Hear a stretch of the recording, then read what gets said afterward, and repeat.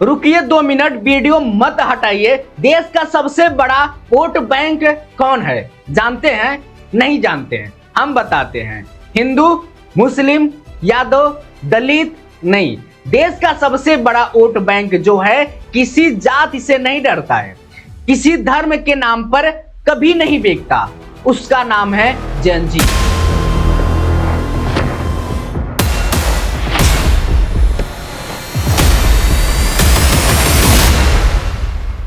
जी सही सुना, जेन जी। और आज इसी जेन जी को पटाने के लिए दिल्ली से लेकर लखनऊ तक लाइन लगी है। कोई कह रहा है मैं तुम्हारा दर्द समझूंगा, कोई कह रहा है मैं तुम्हारा भाषा बोलूंगा।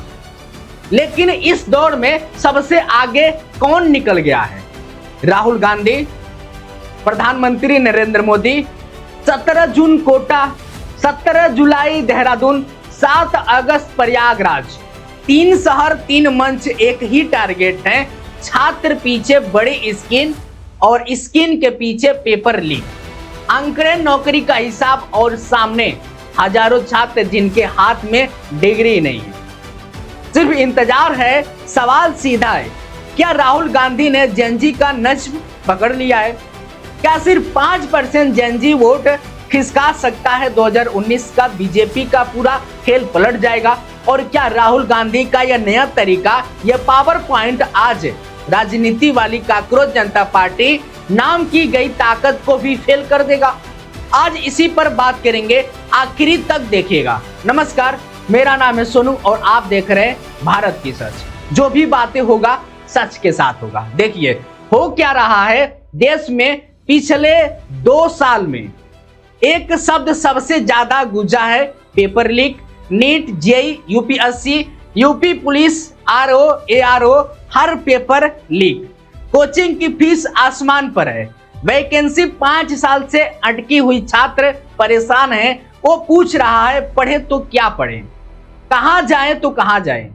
इसी गुस्से को लेकर छात्र दिल्ली पर जंतर मंतर पर बैठे थे। अमरण अनशन पर सोनम वांगचुक तक को पुलिस उठा ले गई थी। इसी टाइम पर राहुल गांधी 3 शहर में छात्रों के बीच पहुंचे। अब बात करते हैं 3 शहरों का सच। पहला पड़ाव 17 जून कोटा, जहां हर गली में कोचिंग है, हर कमरे में एक सपना बंद है। जहां राहुल गांधी मंच पर आए और पहली लाइन क्या बोली? उन्होंने कहा यह पॉलिटिकल मीटिंग नहीं है, यह बीजेपी कांग्रेस इलेक्शन जैसा शब्द मेरे मुंह से नहीं निकलेंगे। यह मीटिंग छात्रों के बारे में है। यह बयान खुद राहुल गांधी ने दिया है। अब सोचिए, मंच कांग्रेस का नेता विपक्ष नेता, पीछे कांग्रेस का बैनर और बोल रहे हैं यह पॉलिटिकल मीटिंग नहीं है, ये एक भी पॉलिटिकल्स नहीं है। लेकिन तरीका नया है। कोटा में उन्होंने क्या किया? पीछे स्क्रीन पर एक छात्र आकांक्षा की चिट्ठी दिखाई। नीट की लीक पेपर से उसका डॉक्टर बनने का सपना टूट गया। फिर राहुल ने स्क्रीन बंद की और छात्रों को मंच पर बुलाया। एक छात्र ने कहा नीट का पेपर लीक हुआ तो पूरी होम टूट गई। 2-2, 3-3 साल मेहनत करेगा, फिर पता चला कि पेपर लीक हो गया। यह बयान उस छात्र ने दिया है जो राहुल गांधी ने किया है। राहुल गांधी ने पूछा घर पर क्या हुआ, कैसा लगा? छात्र अपनी बात बता रहा था और राहुल सुन रहे थे। यह कोटा की खास बात थी। यहाँ माइक नेता के पास नहीं है, छात्र के पास था। आखिर में राहुल ने क्या कहा? आपके सुझाव चाहते हैं, आपका इनपुट चाहते हैं। ये मूवमेंट है, इसकी शुरुआत है। आज ये ज्वाइन कीजिए। दूसरा पड़ाव देखिए, 17 जुलाई देहरादून। यहाँ माहौल बिल्कुल अलग था। बाहर भारी बारिश, पास में ही जैस्मिन सेडलस का कंसर्ट चल रहा था। लोकल नेताओं ने कहा भी कि कंसर्ट उसी दिन रखा गया ताकि भीड़ न आए, लेकिन 15,000 से ज्यादा छात्र पहुंच गए। यहाँ पैकेजिंग रैली जैसी नहीं, कंसर्ट जैसी थी। लाइट, म्यूजिक, बड़ी एलईडी स्क्रीन। लेकिन जैसे ही राहुल आए, म्यूजिक बंद और सुनवाई शुरू। यहाँ भी एक छात्र ने जो बोला उसने सबका ध्यान खींच लिया। उस छात्र ने कहा, हम लोग दिन रात मेहनत करके पेपर तो पास कर सकते हैं, लेकिन सिस्टम से नहीं जीत सकते। पेपर तो पास कर लेंगे, लेकिन सिस्टम के आगे हार जाएंगे। यह बयान उस छात्र का है कोटा में। राहुल सिर्फ सुन रहे थे।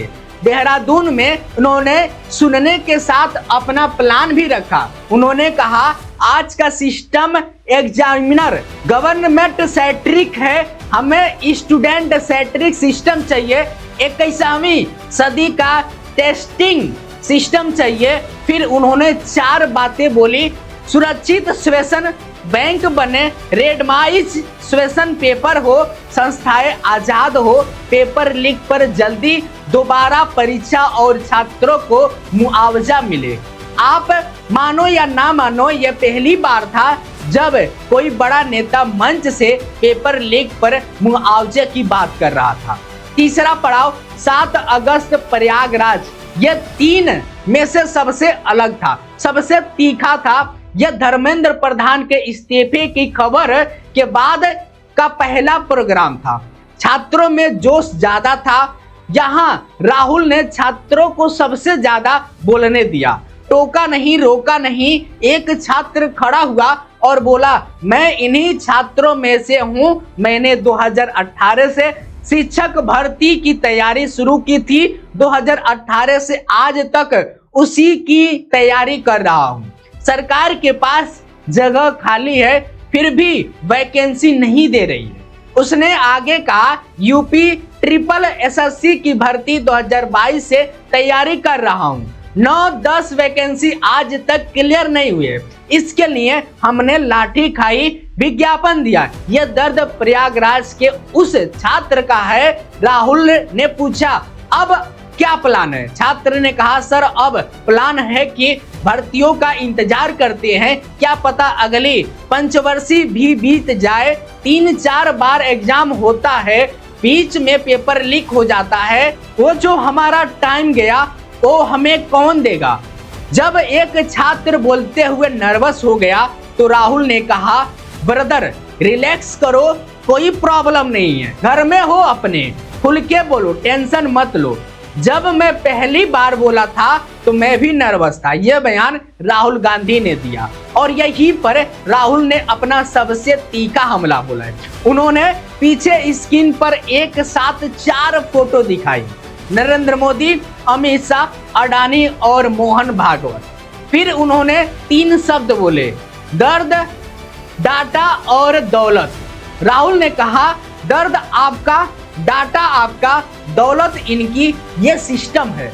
उन्होंने कहा, अंबेडकर जी ने कहा था सोशल, पॉलिटिकल, इकोनॉमिक। ये देखिए, ये इकोनॉमिक पैसा अडानी इनकी 10 साल में 30 गुना बढ़ी है। पहले ग्लोबल रिच लिस्ट में 600 नंबर पर थे, 10 साल में दूसरे नंबर पर पहुंच गए। ये पूरे सिस्टम को फाइनेंशियल सपोर्ट देते हैं। इसके बाद उन्होंने वोट चोरी और बैंक बैलेंस पर बोला। उन्होंने कहा, बीजेपी का बैंक बैलेंस पहले 150 करोड़ था, आज 1000 करोड़ का है। नरेंद्र मोदी जी आपका ध्यान भटकाते हैं और पॉलिटिकल सिस्टम चलाते हैं। वोट चोरी होती है, वोटर लिस्ट में ब्राजील का औरतें आती हैं। यह बयान भी राहुल गांधी का है। आरएसएस के वाइस चांसलर बैठा के हर संस्था में प्रचारक है। विकोरेंसी में प्रचारक, प्रोसेस में प्रचारक, मीडिया में प्रचारक, जुडिशरी में प्रचारक, पैरामिलिट्री में प्रचारक।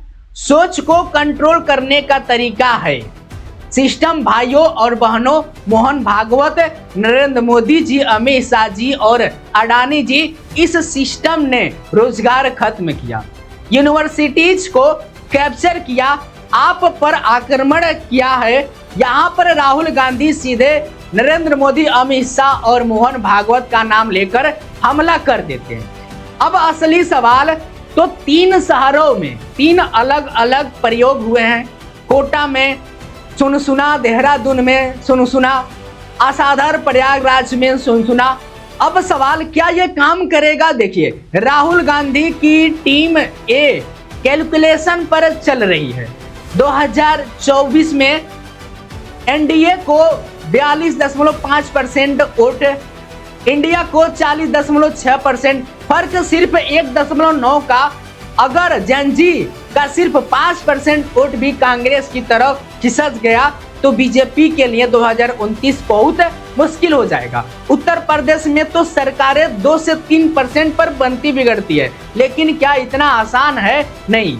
2 बड़ी रुकावटें हैं। पहली रुकावट नरेंद्र मोदी आज भी रैली में भी भीड़ खींचते हैं। उनके पास संगठन है, पैसा है, मीडिया है। राहुल गांधी के पास अभी सिर्फ नैरेटिव है। दूसरी रुकावट कॉकरोच जनता पार्टी सीजेपी। अगर सीजेपी 2029 में मैदान पर आती है तो वो विकास वोट काटेगी, बीजेपी का, ये कांग्रेस का।